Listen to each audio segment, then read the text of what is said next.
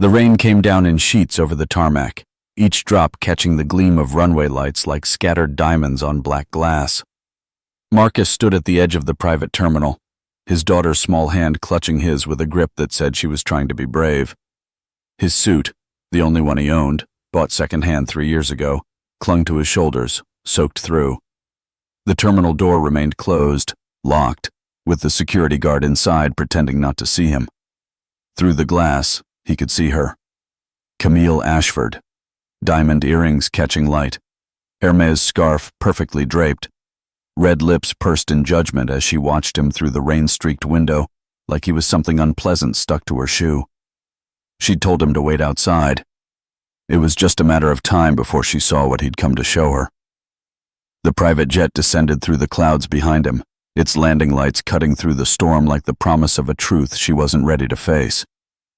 Marcus squeezed his daughter's hand and whispered, "Almost there, baby. Almost there." He didn't look back at the terminal. He didn't have to.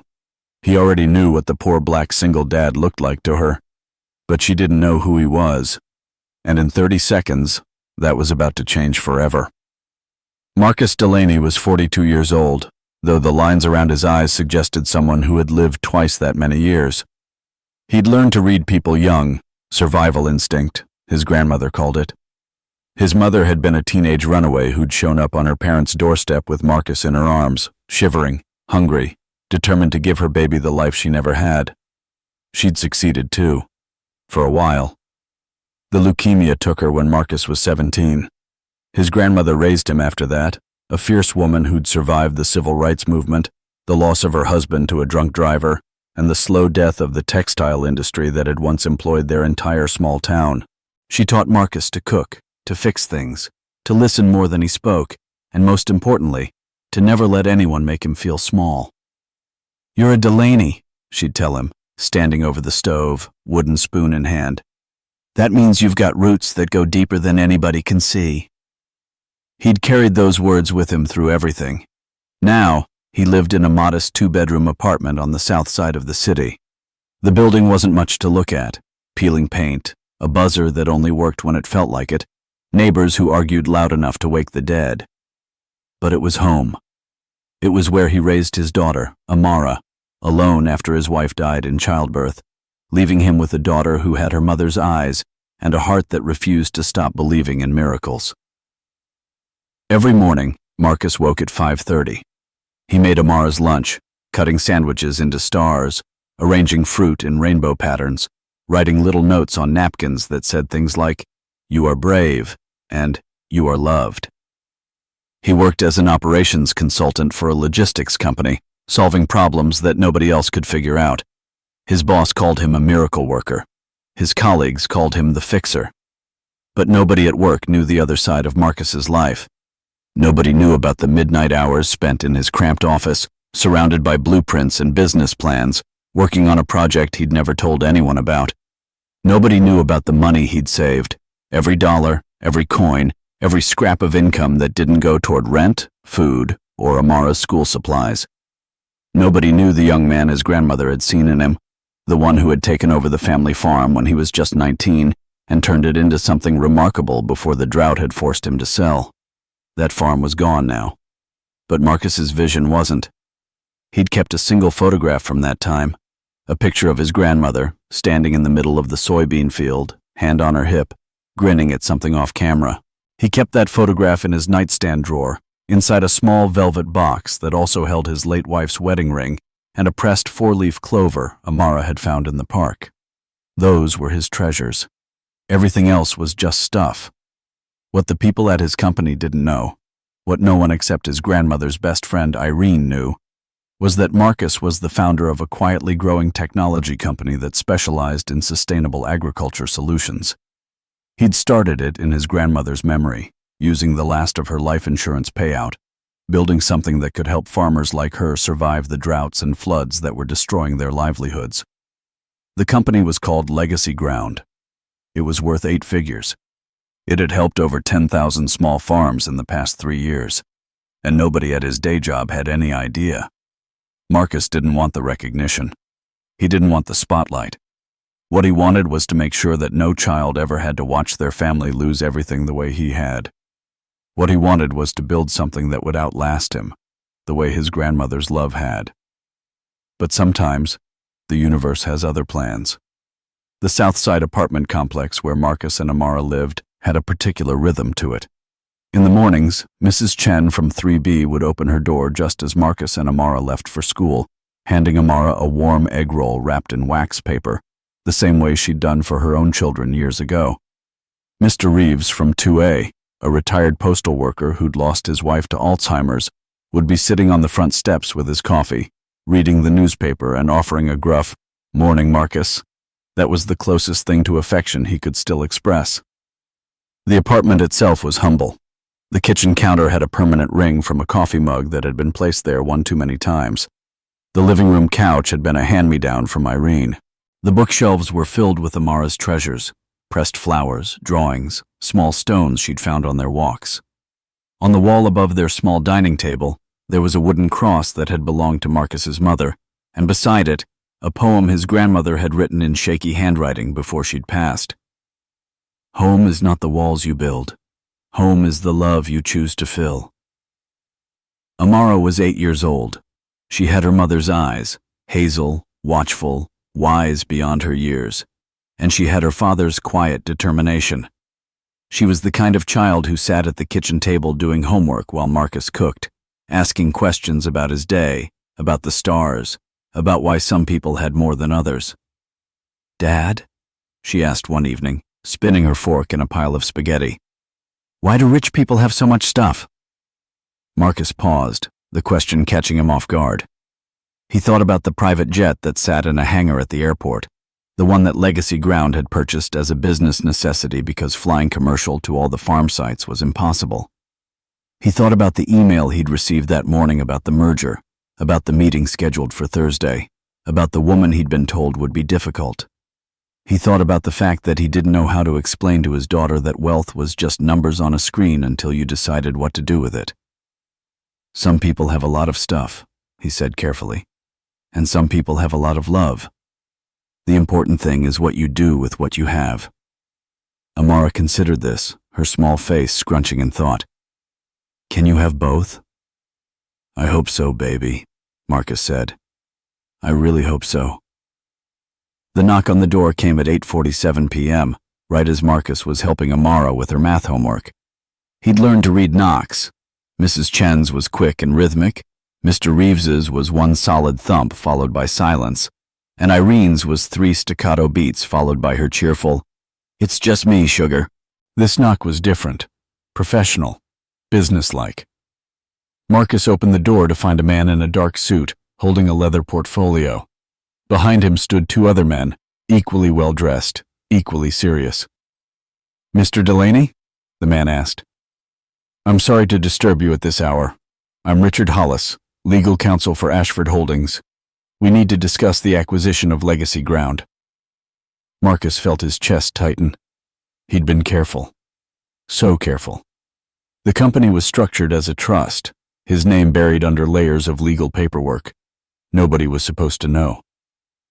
"Can this wait?" Marcus asked, stepping partially into the hallway, pulling the door closed behind him. "My daughter is—" "I understand, sir, but Ms. Ashford is quite insistent. She's offering 25% above market value. It's a very generous proposal." Marcus stared at the man. Camille Ashford, CEO of Ashford Holdings, a conglomerate that had been swallowing up smaller agricultural companies for the past 5 years, gutting them, selling off their assets, and leaving communities destroyed in their wake. He'd heard about her. Everyone had. The woman who'd inherited her father's empire and turned it into a machine that showed no mercy. "I'm not interested in selling," Marcus said. Mr. Hollis blinked. "Sir, with all due respect—" "Tell Ms. Ashford I'll meet with her personally on Thursday," Marcus interrupted. "At her office, and tell her to bring her best offer." He didn't smile. He didn't need to.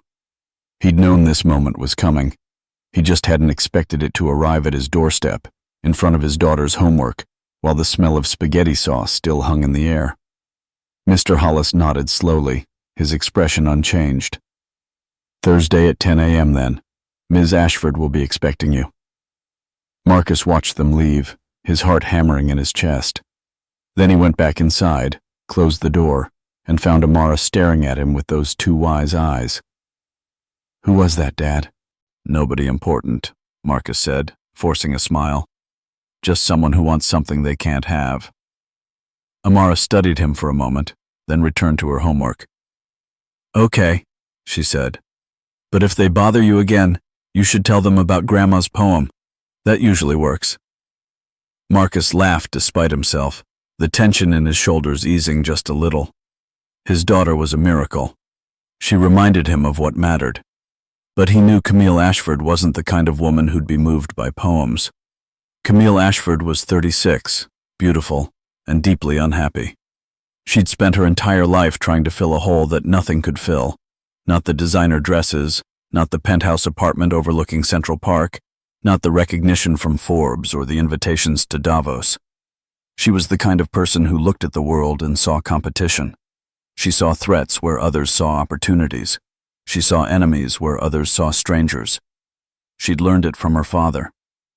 Winston Ashford was a man who'd built his empire on the backs of others, who'd told her from a young age that the world was divided into winners and losers, and she'd better make sure she wasn't on the wrong side of that equation. He died when she was 26, leaving her the company and a legacy of fear that she couldn't seem to shake. Every morning, Camille woke in her penthouse and stared at the ceiling. She'd developed a ritual, lying perfectly still, feeling the expensive silk sheets against her skin, and waiting for the anxiety to pass.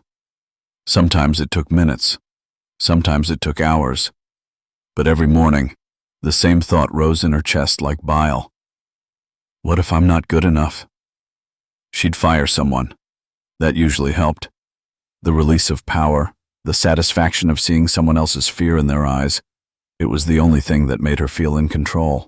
When her assistant, a young woman named Priya, who'd been with her for 3 years, told her about Legacy Ground, Camille had been skeptical. Another boutique agricultural company. Another group of idealists who thought they could change the world with their little farm projects. She'd crushed dozens of them. She'd buy it, gut it, sell off the pieces. Then she saw the numbers. Who runs it? Camille asked, scanning the report. We're not entirely sure, Ms. Ashford, Priya said carefully. The company is structured as a trust. The founder's name is protected. That's ridiculous. Every company has a founder. It's managed through a holding company registered in Delaware. The beneficial owner is listed as a family trust. Camille felt her interest quicken. She loved mystery. She loved uncovering secrets and using them. Find out who it is. I want to meet with them personally. The search took weeks. Camille's team combed through every document, every licensing agreement, every piece of public information they could find. They traced payments to charities and discovered that Legacy Ground had quietly donated millions to food banks, to school lunch programs, to organizations that helped struggling farmers rebuild their lives. They finally found a name, a trusted advisor, Irene Thompson, who was listed as a board member. They found her address, her phone number, and when they pressed her, she gave them a name, Marcus Delaney. Where have I heard that name before? Camille muttered, scrolling through the file. He's an operations consultant, Priya said. Works for a logistics company, nothing special. Lives in a modest apartment on the south side with his 8-year-old daughter. We have a photo. Camille looked at the photo. A man in a windbreaker, his daughter on his shoulders, both of them laughing at something off camera. The man was black. His daughter was biracial. And they looked happy. Something in Camille's chest tightened. She hated happy people. Happy people had something she didn't. Send a legal team to his apartment, she ordered. Make an offer, 25% above market value. Priya hesitated. Ms. Ashford, maybe we should approach this more delicately. He's a single father. I don't care what he is, Camille snapped. He's a businessman, and I'm offering him a legitimate deal. He'd be stupid to refuse. Priya nodded slowly and left the office. Camille watched her go, feeling the familiar surge of satisfaction that came from issuing orders. But beneath the satisfaction, there was something else. Unease. Something about Marcus Delaney bothered her. Something about his smile, his daughter, his complete ignorance of who Camille Ashford was and what she could do to him. She'd fix that. She'd make him understand exactly who he was dealing with. Thursday morning arrived cold and gray. Camille had chosen her outfit carefully, a sharp navy suit, red heels, the diamond earrings her father had given her on her 21st birthday. She'd had the conference room prepared, the coffee arranged, the seating positioned so that her guest would have to look directly into the light from the windows. She was ready. Then the phone rang. Her assistant's voice, hesitant. "Ms. Ashford, Mr. Delaney is here." "Send him in." The doors opened, and Camille looked up, ready to deliver her opening salvo, ready to intimidate, to dominate, to show this small-time consultant exactly where he fit in the hierarchy of power.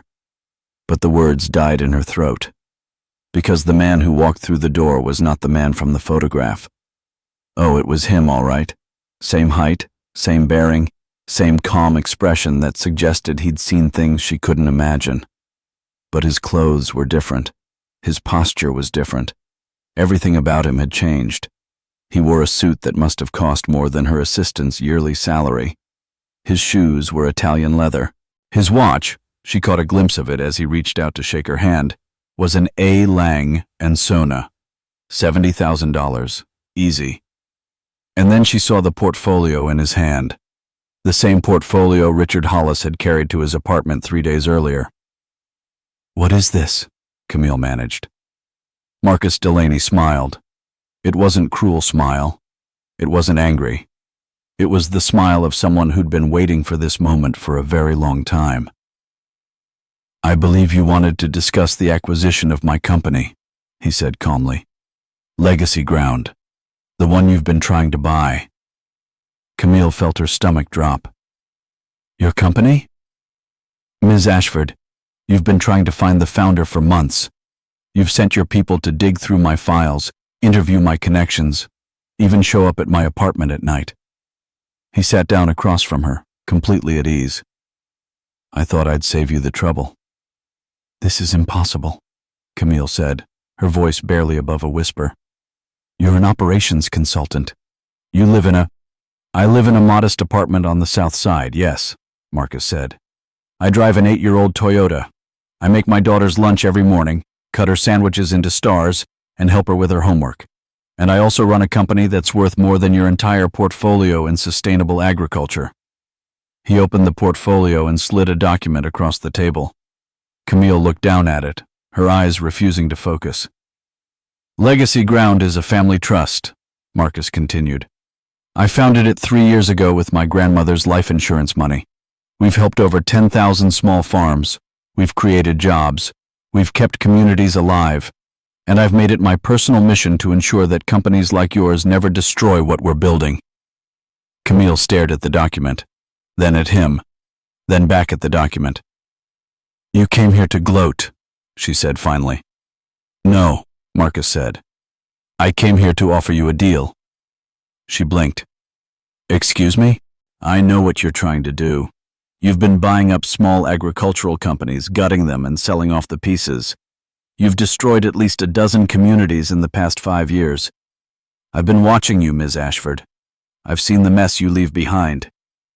Camille opened her mouth to protest, but Marcus held up his hand. "Here's what I'm offering. I'll sell you the company, 30% above market value.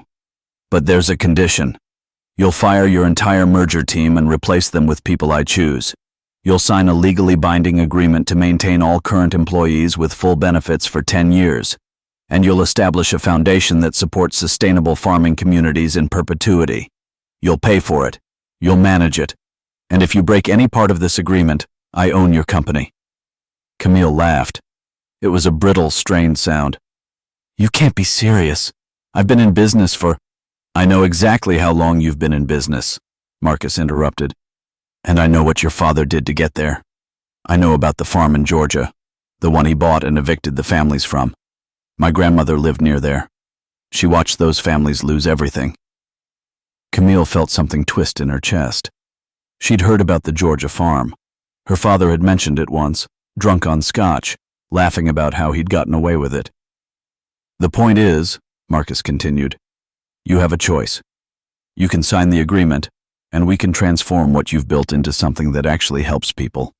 Or you can refuse, and I'll make sure everyone knows exactly who Marcus Delaney is and exactly what Legacy Ground has been doing while your company has been destroying communities." Camille stared at him. The conference room seemed to close in around her. She could feel the weight of her father's legacy, the pressure of the empire she'd inherited, the fear of losing it all. "Why?" she asked finally. "Why would you offer me a chance? You could destroy me with what you know." Marcus leaned back in his chair. For the first time, something soft entered his expression, something that looked almost like compassion. "Because my grandmother taught me that people can change," he said. "She taught me that everyone deserves a second chance, even people who don't think they need one." Camille felt tears prick at the corners of her eyes. She blinked them away, furious at herself for the weakness. "I'll need to review the documents," she said, her voice cold. "Take all the time you need," Marcus said, standing up. "I'll be at the airport tonight. My daughter has a school project due tomorrow and she needs my help." He turned to leave, and that's when Camille noticed it, a small, velvet box protruding from his jacket pocket. It looked old, worn, like it had been handled 1,000 times. "What's in the box?" she asked. Marcus paused. When he turned, there was a vulnerability in his eyes that hadn't been there before. "A photograph of my grandmother," he said. "She was the one who taught me that wealth means nothing if you don't use it for good." He left the room. Camille sat alone in the conference room, staring at the documents he'd left behind, feeling the world shift around her. She didn't know it then, but that moment would change everything. The days that followed were some of the most confusing of Camille's life. She found herself thinking about Marcus at odd moments, during board meetings, while she was trying to sleep, in the quiet gaps between appointments. She replayed their conversation over and over again, trying to understand what had just happened. She'd been humiliated. That was undeniable. A man she'd dismissed as beneath her had shown her up in the worst possible way, and yet, instead of feeling angry, she felt something else, something she couldn't quite name. It was on a Thursday afternoon, 3 weeks after the meeting, when she found herself driving to the South Side. She didn't know why she was going. She just knew she had to see for herself. The apartment complex was exactly as described in the file. Faded paint, a broken buzzer, neighbors sitting on the front steps, watching her car with suspicious eyes as she got out. She was wearing designer clothes, a cream-colored dress, gold heels, her hair perfectly styled. She stuck out like a tropical bird in a desert. Mrs. Chen was the one who pointed her toward Marcus's apartment. "Second floor," she said, eyeing Camille with undisguised suspicion. "He's probably making dinner right now." Camille climbed the stairs, her heart beating faster than it should have been. She knocked on the door, and when Marcus answered, his expression was one of complete shock. "Ms. Ashford," he said slowly. "What are you doing here?" "I need to talk to you," Camille said. "Can I come in?" He hesitated, but a small voice from inside the apartment interrupted. "Dad, who's at the door?" Marcus sighed and stepped aside. "Come in. But I'll warn you, my daughter doesn't hold back." Amara was sitting at the kitchen table, covered in what looked like construction paper and glue. She stared at Camille with wide eyes, taking in the dress, the heels, the diamonds. "Whoa," she said. "You're fancy." Camille felt herself smile despite her best efforts. "I'm Camille. I work with your father." "She's one of the rich people," Amara informed her father. "I can tell because of her shoes." Marcus suppressed a laugh. "Amara, be polite." "I'm being polite," Amara said. "I said she was fancy. That's a compliment." Camille found herself sitting at the small kitchen table, watching Marcus finish making dinner. He moved with the confidence of someone who'd been cooking for years, chopping vegetables with practiced efficiency, stirring a pot of what smelled like chicken soup. "Amara has a cold," he explained. Soup helps. It was such a simple thing, such a human thing. Camille had never made soup for anyone in her life. She'd never had to. Ms. Ashford, Marcus said, not looking up from the stove. Why are you really here? Camille hesitated. What could she say? That she'd been thinking about him. That she couldn't shake the feeling that she'd somehow missed something important. I reviewed the documents, she said finally. I've made some changes to the proposal.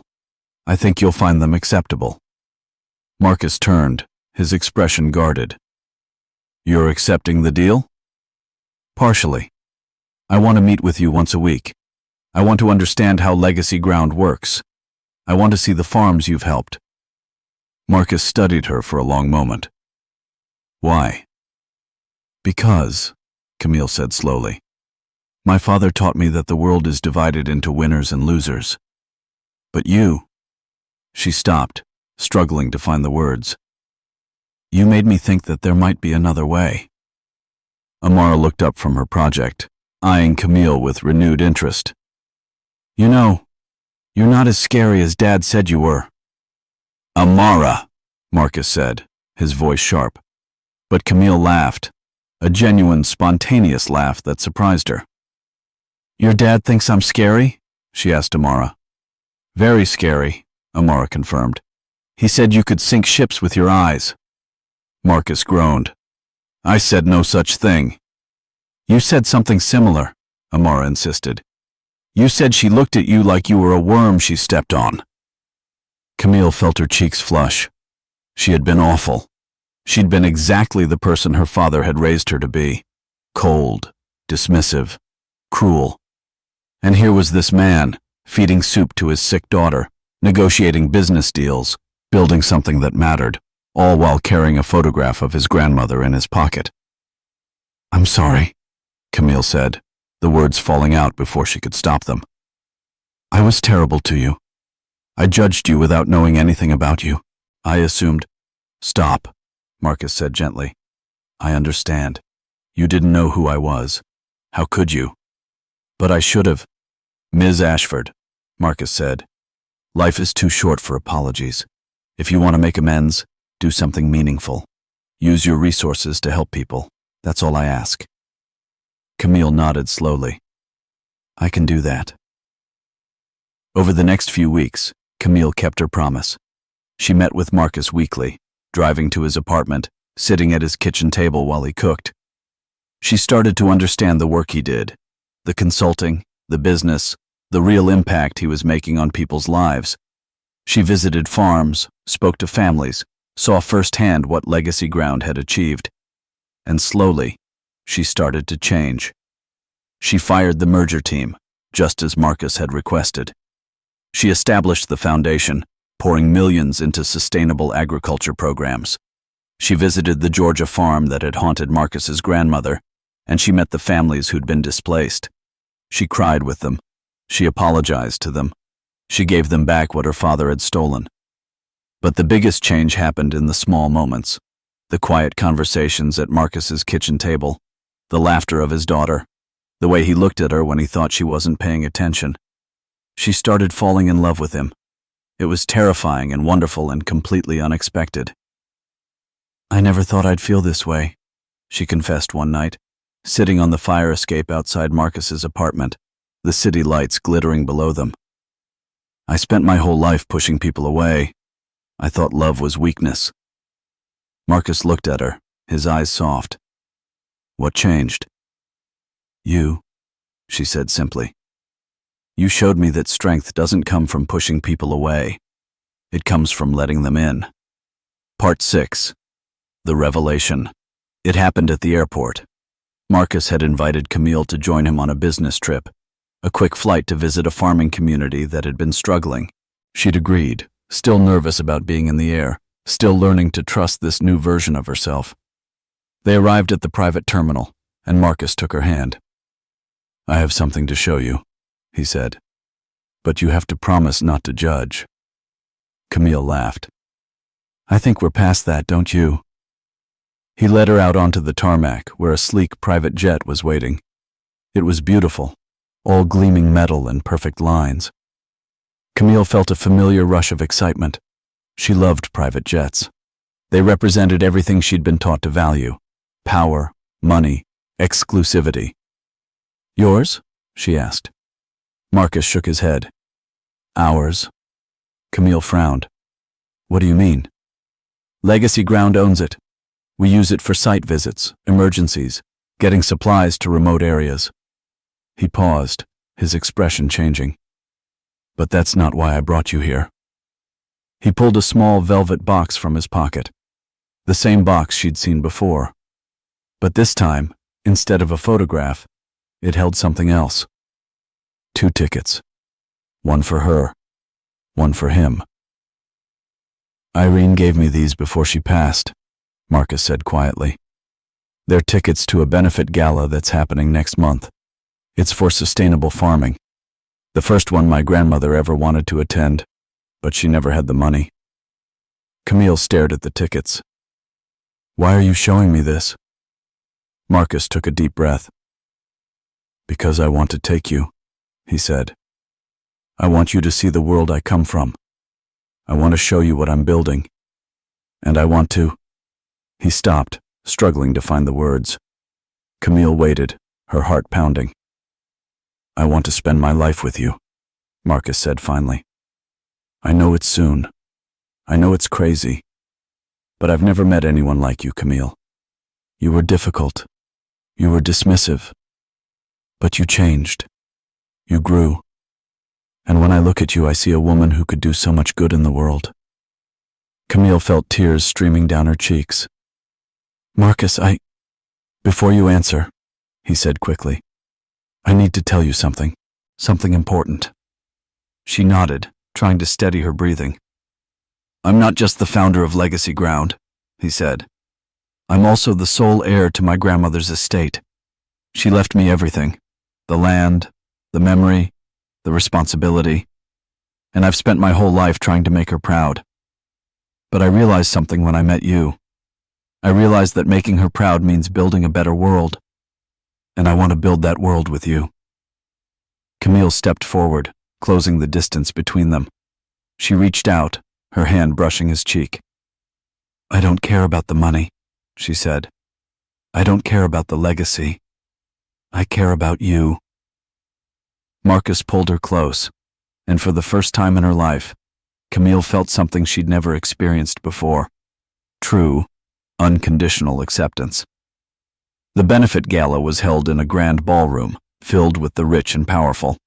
Marcus and Camille walked in together, their arms linked, their presence drawing curious glances from the crowd. People are staring, Camille murmured. Let them, Marcus said. They're just jealous. But his face fell when he saw who was waiting for them at the entrance. A tall man in an expensive suit, flanked by security guards. Marcus's former boss, Henry Voss, the man who'd made his life hell at the consulting firm, the one who'd turned every success into an opportunity to make Marcus feel small. Delaney, Henry said, his voice dripping with contempt. I heard you'd been keeping secrets. Camille tensed, but Marcus put a calming hand on her arm. Henry, Marcus said evenly, I didn't expect to see you here. Wouldn't miss it, Henry said. Not when I've discovered that my low-level consultant is actually a billionaire. Imagine my surprise. Camille stepped forward. Mr. Voss, I don't know what your intentions are, but... Save it, Henry interrupted. I've been digging through his files. I know about the trust. I know about the grandmother. And I know that all that money came from an inheritance from a woman who wasn't even his legal guardian. The crowd murmured. Marcus felt his stomach twist. What are you talking about? Marcus said. Henry smiled. Irene Thompson wasn't just your grandmother's friend. She was the one who set up the trust. She was the one who funneled money to your company. And she was the one who forged documents to make it look like the inheritance was legitimate. Camille gasped. Marcus felt the blood drain from his face. That's impossible, he said. Irene was what? Your grandmother's friend? Henry laughed. She was a liar, Delaney. She used you. She manipulated you. And now you're standing here, pretending to be something you're not. Marcus swayed on his feet. Everything he'd believed, everything Irene had told him, was a lie. His grandmother's legacy, his life's work, all of it built on a foundation of deception. "Marcus," Camille said, her voice filled with concern. "Is this true?" He couldn't speak. He couldn't move. He watched as Henry Voss smiled triumphantly as the crowd turned away, whispering and pointing. But then a voice cut through the chaos, a familiar voice, warm and steady. "Henry Voss, you lying piece of garbage." Everyone turned to see Irene Thompson walking toward them, her walker bouncing on the marble floor. She was old, 85 at least, but her eyes blazed with fire. Marcus stared. "Irene, what are you doing here?" "Shutting this man up," Irene said, her voice sharp. "Now you listen here, Henry. I may have helped Marcus set up his company, but everything else you said, the forging, the manipulation, the stolen money, is lies." "You're lying now," Henry shouted. "I have proof," Irene said calmly. "I've had it for years. Marcus's grandmother worked 3 jobs to send him to college. She owned the farm outright, and she left everything to him in a will that was witnessed by a judge. My only involvement was signing on as a board member. Everything else was pure fraud on your part, Henry. I've got the documents to prove it." Henry's face went white. "You can't." "I can," Irene said. "And I will. Now I suggest you leave before I call the press and expose exactly what you've done."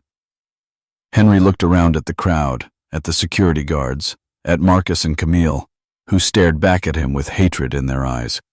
He turned and fled, his tail between his legs. The crowd erupted in applause.